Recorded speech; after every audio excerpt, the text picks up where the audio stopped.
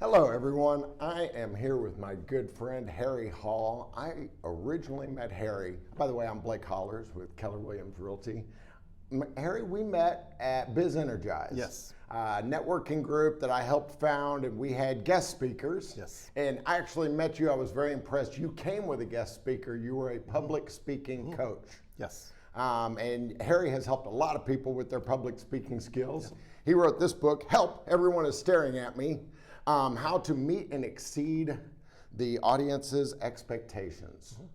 And you teach public speaking. I taught public speaking for 23 years at the University of Dallas. I taught at SMU, and I taught public speaking to foreign students, which is another whole exciting adventure for sure. That's one way to learn the language, get up in front of people. Yeah. And then I had the pleasure of reading your second book, which I found fascinating, called The Pedestrians, about these amazing women, a few men, but especially these women who did more than marathon, hundreds of miles they walked indoors. And so that's a fascinating history book and amazing stories about sport I didn't even know existed. Yeah, they were professionals. They made lots of money and they could walk for days or weeks at a time with very little rest. And if they were successful, they could make more money in a few days than the average American took home in a year. Yeah. And they had coaches and managers and trainers, and there was rivalries and trash talking with the press, extortion attempt that led to a manager's suicide, a murder, everything that makes America great.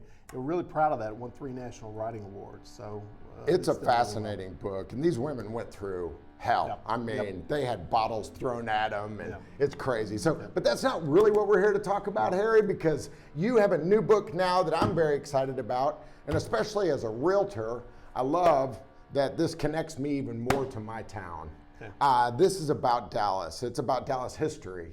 It's called This Used to Be Dallas by Harry Hall. And you have the coolest pictures in here and stories. Of course, I mean, we're both Dallasites, and so I knew a lot about some of these places, and I found out how little I knew about a lot of these places. So tell me, how did you get a chance, and why did you end up writing This Used to Be Dallas? I got a contact from the publisher, Josh Stevens from Reedy Press out of St. Louis, and what he does, he publishes books all over the country that are specialized to certain cities.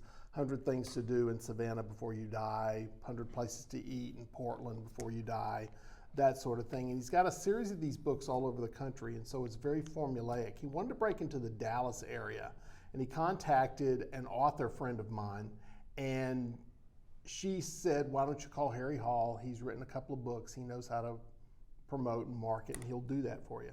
So we met and worked out a deal, and that's how the book came about. Wow.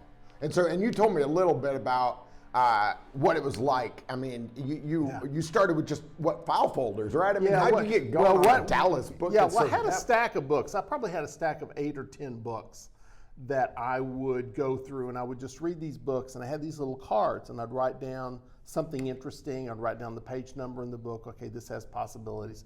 I put them in 3 files. Exactly. That's exactly right. 4 by 6 index cards. And I'd put them in the fact, yes, no, and maybe. And I probably had between 500 and 600 cards that I had to go through, and I had to come up with 90 of them. And I was looking for good stories, I was looking for good pictures, I was looking for historical significance. And found the 90 cards and just started doing the research, started writing the stories, started researching the pictures, which is a real challenge on these, is the pictures. And we came up with 90 stories, and it's just like you said, there are a lot of people who think they know Dallas. And one guy sent me, one guy who's about 60 years old, he says, I've lived here my entire life. He says, I knew about 20% of this. Oh yeah, I don't think I knew 10%. Yeah, when you come up with that, that's what you're really looking for. We did a spot on Good Morning Texas, and we had one picture of the school book depository 2 days after President Kennedy been assassinated. I guess that had to be in there, right? Yeah, absolutely. And we got the picture in there, and it had flowers everywhere, and people are standing around.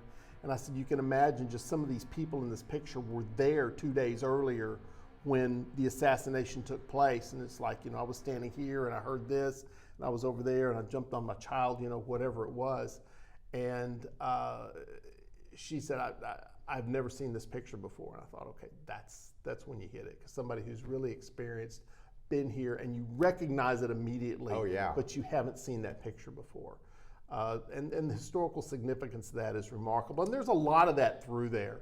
Because as much as we would kind of like to get away from that, and as much as it's like, okay, here's another Kennedy assassination story, but it really touched so many areas in all parts of Dallas, from Parkland Hospital, the Texas Theater in Oak Cliff, where Lee Harvey Oswald was captured. Absolutely. All those places are in there because I speculate that the Texas Theater wouldn't even exist if it hadn't been for that, because it very likely would have been torn down. And it's a cool Art Deco theater that's still there. And that's the thing is what this was about. The assignment was what these buildings were and what they are today. Yeah. So you go through, and some of them I kind of stretched it a little bit. For example, Burnett Field, which was a baseball field for like 40 years, as a baseball field up off of Colorado and Jefferson, just outside of Oak Cliff. Right. And a lot of baseball was played there, and there was a lot of barnstorming back in the 40s and 50s. And I got a picture of Gil McDougall and Joe DiMaggio in Burnett Field. But another big story of it, it was the original training facility for the Dallas Cowboys. Really? And it was such an awful place. Gil Brandt said we got to use it because it was available and because it was cheap, but it was just so horrible. They had to hang the uniforms from exposed pipes from the ceiling because they left them in the lockers. The rats would eat them. The rats would eat them. And it got so cold in there that one of the players allegedly started a bonfire next to his locker. So, you get stories like that people, aren't really aware of. And it's like, holy cow, really? So, yeah, you look at where the Cowboys train now, obviously pretty nice very place. Different. Yeah. Very different from then. Yeah. Absolutely. Well, thank you, Harry, for giving this book to Dallas and to me. Yeah, that's right. And I bet you can get your own copy of This Used to Be Dallas. In fact, we'll drop a link when we post this video. Make sure that you can get it. And gosh, Harry, I really enjoy knowing local authors, and I've really enjoyed having you as a friend. And thank you for all the great stories that you've told me. Well, I appreciate this. This was really a lot of fun.